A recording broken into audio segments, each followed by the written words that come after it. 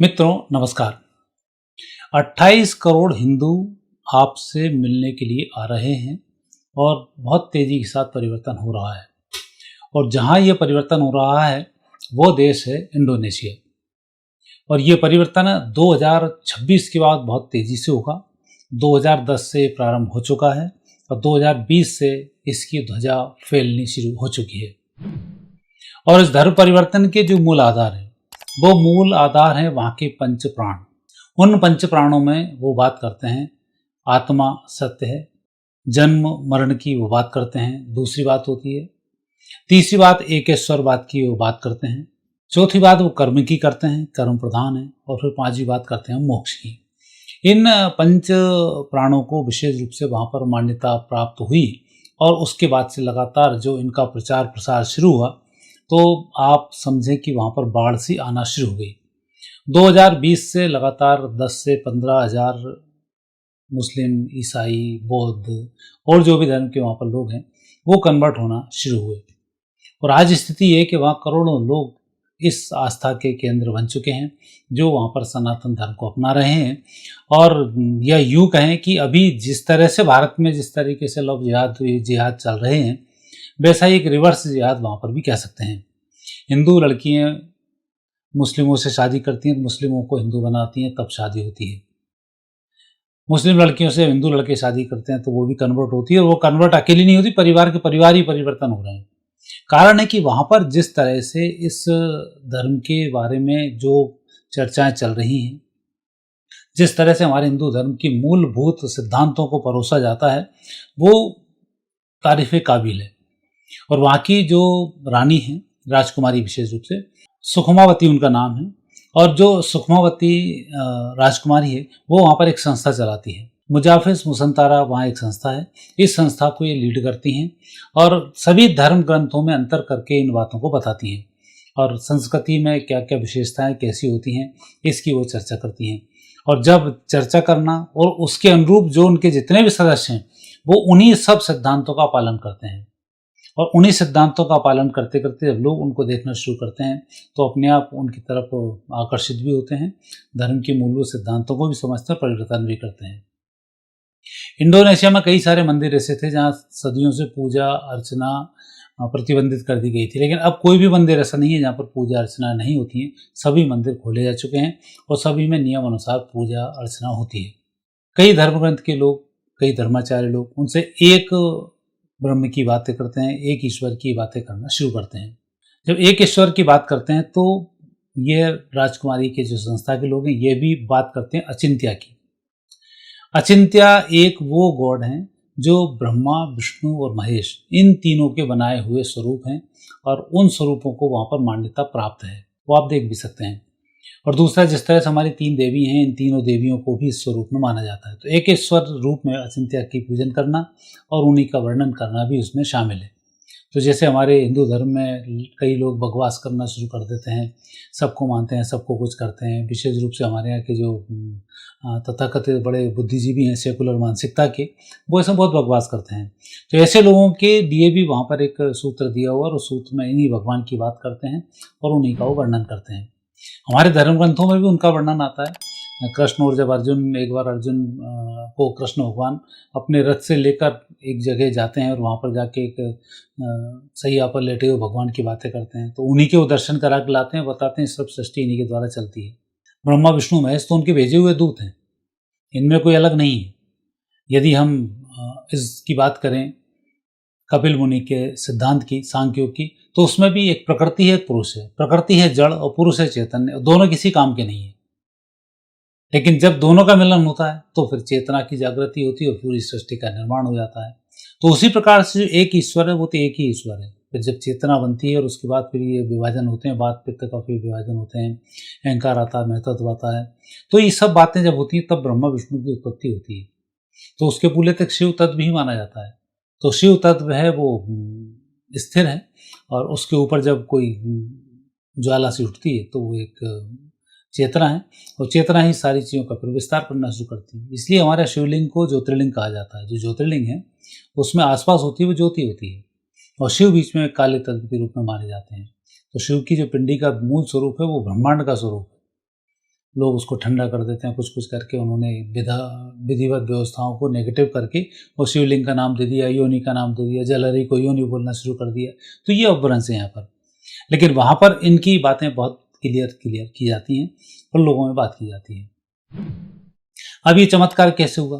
तो वहाँ पर भी बहुत पहले इंडोनेशिया में, वहाँ का जो राजा था इंडोनेशिया में, इस तरीके से मुगलों के हमले होना शुरू हुए कि उन्होंने फिर इस बात को स्वीकार किया कि अभी अपनी पावर से इस लायक नहीं है, तो हमें कन्वर्ट हो जाना चाहिए। तो पूरा का पूरा देश इस्लाम को स्वीकार कर लिया और इस्लाम स्वीकार करने के बाद उसकी व्यवस्थाएं चलना शुरू। लेकिन उस समय में जो उनके गुरु थे, उनका नाम था सदापालन।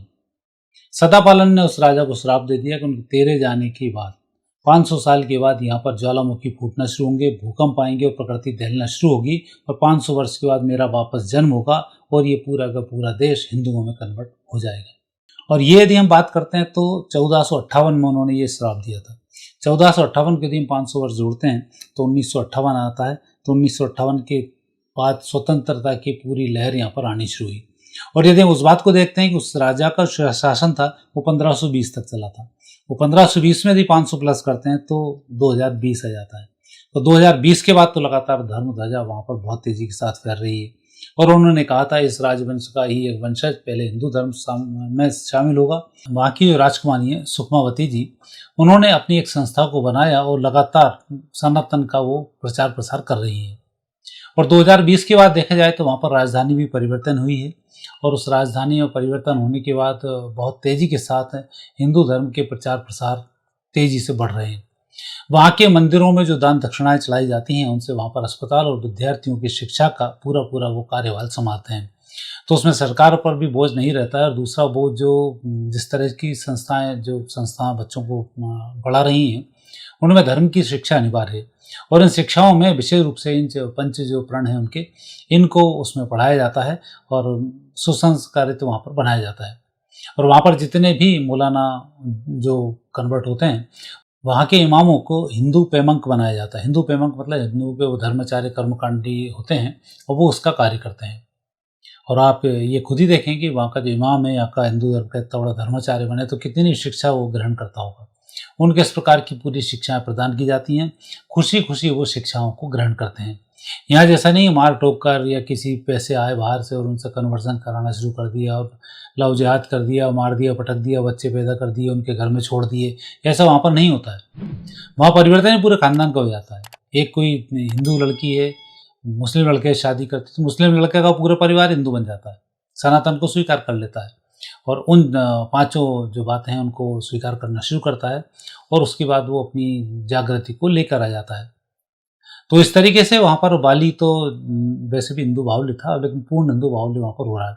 जकार्ता जो मुस्लिम बाहुल्य क्षेत्र था, 2022 के बाद जब राजधानी वहाँ नैनतारा बनी, तो उस नुसंतारा के बाद जकार्ता में बहुत तेजी के साथ परिवर्तन हो रहे हैं और ये परिवर्तन खुशी खुशी हो रहे हैं। वो खुद ये जो ग्रंथ इनके द्वारा लिखे गए हैं, उन ग्रंथों का जब अध्ययन करते हैं और अपने धर्म ग्रंथों से उसकी तुलना करते हैं तो स्वाभाविक रूप से अंतर इन्हें समझ में आता है। और अंतर ही समझ में नहीं आता जब इनको मानने वाले जब लोगों का भी वो अध्ययन करते हैं तो उसमें सब बातें बहुत क्लियर होती हैं। तो आज वहाँ पर रथ यात्राएं निकल रही हैं, जगराते वहाँ पर होते हैं, रामलीला वहाँ पर हो रही है, रासलीलाएं वहाँ पर हो रही हैं। इवन वहाँ के जो पुराने एक राष्ट्रपति थे, उन राष्ट्रपति ने भी मुस्लिम धर्म छोड़कर सनातन को स्वीकार किया और भगवान श्री कृष्ण की आराधना करते हैं। और उन राष्ट्रपति का नाम है जाकोबे देही। ये पुराने राष्ट्रपति हैं जो उन्होंने हिंदू धर्म को स्वीकार किया है। तो इस प्रकार से कई सारे लोग हैं जो राजनीति में तो लगभग जो भी वहाँ भी पहुँच रहे हैं, तो उनकी खबरें तो यही है कि मैक्सिमम से वो कन्वर्ट ही हो जाते हैं, क्योंकि जब उनके तौर तरीक़ों को देखते हैं, कार्य करने की शैली को देखते हैं, तब उनमें अपने आप परिवर्तन आता है। और ये परिवर्तन ही सनातन धर्म का मूल सिद्धांत है कि हम कैसे लोगों को अपने धर्म की ओर आकर्षित करें, या धर्म उनको कैसे आकर्षित करे। हम तो क्या आकर्षित करें, क्योंकि हमारा तो खुद ही दूसरों के प्रति आकर्षण उठटांग बना हुआ है।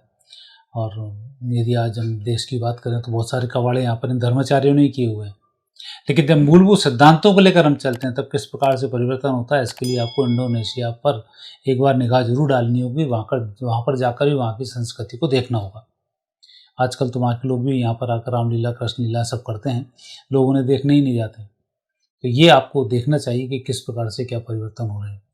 तो निश्चित रूप से कि आने वाला जो समय है वो 28 करोड़ हिंदू वहाँ से सीधे विस्थापित हो रहे हैं, भारत को सपोर्ट देने के लिए तैयार है। उतने ही यहाँ पर हमारे धर्म विरोधी लोग बैठे हुए हैं, और यही कहें विधर्मी उतने ही यहाँ पर बैठे हुए हैं। लोग सोचते हैं इनका क्या होगा, इनका कुछ नहीं होगा, ये अपने आप ठोकेंगे पिटेंगे, कन्वर्ट होंगे, बाकी के तो वहाँ से आ रहे हैं। वो धर्म ध्वजा पूरी फैलती जा रही है। तो आने वाला समय पूरी दुनिया में सनातन का समय होने वाला है, और इसके लिए सबसे पहले पूरा देश यदि कोई जागृत होगा जो सनातन संस्कृति में होगा, तो वो इंडोनेशिया ही होगा। इंडोनेशिया के आसपास के जितने भी क्षेत्र हैं वो सब कन्वर्सन धीरे धीरे बहुत तेज़ी के साथ हो रहा है। ये सारा परिवर्तन है, सुमित्रा, जकार्ता, बाली, इनमें जो परिवर्तन हो रहा है बहुत तेज़ी के साथ हो रहा है। सनातन संस्कृति को लोग स्वीकार भी कर रहे हैं और उस पर आगे भी बढ़ते जा रहे हैं, और उसमें बहुत सारी संस्थाएं अब लगातार जुड़ना शुरू हो चुकी हैं। और ग्रह योग को यदि हम देखते हैं तो ऐसे समय में इंडोनेशिया की जो कुंडली बनती है उसमें तुला लग्न है, लग्न में गुरु विराजमान है, केतु द्वितीय स्थान पर है, राहु अष्टम भाव में है, मंगल भाग्य स्थान पर है, शुक्र बुध शनि है दसम भाव में, सूर्य चंद्र है एकादश भाव में। और अभी 2010 से 2026 तक गुरु की महादशा थी। 25 अगस्त 26 के बाद से शनि की महादशा प्रारंभ होगी, और शनि दसम भाव में विराजमान है, चतुर्थ और पंचम भाव के स्वामी हैं, जो एक नए जीवन के संकेत प्रदान कर रहे हैं, क्योंकि पंचम भाव पूर्व जन्म का होता है और चतुर्थ भाव सुख का होता है। अब वहाँ पर सुख की बेला शनि की महादशा में आने वाली है। इसकी जो तारीख है वो तारीख से होगी 25 अगस्त 2026, और उसके बाद से जो समय शुरू होगा उस समय के बाद से फिर सनातन की धर्म ध्वजा पूरे देश में यदि कहीं फैलेगी तो वो देश होगा इंडोनेशिया। तो मित्रों, आज इतना ही। आगे फिर नए विषय के साथ आपसे भेंटो की आज्ञा दीजिए। नमस्कार।